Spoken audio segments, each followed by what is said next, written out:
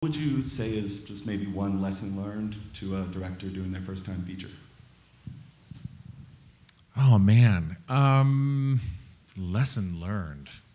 Dang. I think, and I told this story at the shorts program thing. I had to talk to the short filmmakers this year.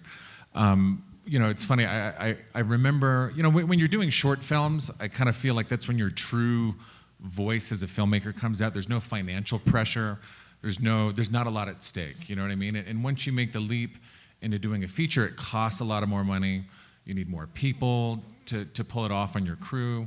So there's a lot of new voices that maybe crowd and can potentially, pollute your creative vision, whether it's in the form of, we need to cast this person because they mean something in a foreign market, you know what I mean, whatever that is. And I remember I'd done the short film starring John Heder, and it was a short black and white 9-minute film.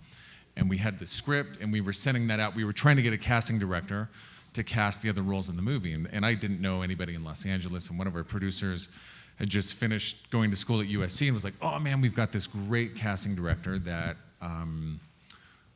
is interested in doing the film, read the script, and but we showed him the short film, and he was like, I'm thinking about doing this under one condition: we recast the lead. And I was like, what? You know what I mean? Those producers are kind of pushing hard, like, we got to get this guy, and yada, yada, yada.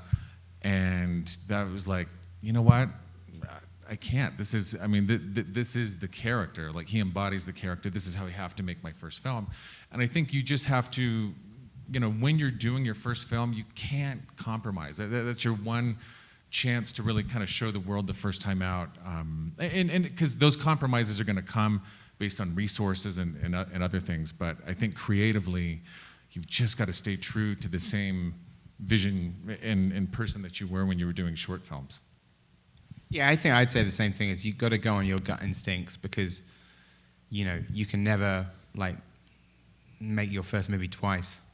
And you don't want to kind of spend the rest of your days blaming it on somebody else, saying, oh, it would have been good if it wasn't for this.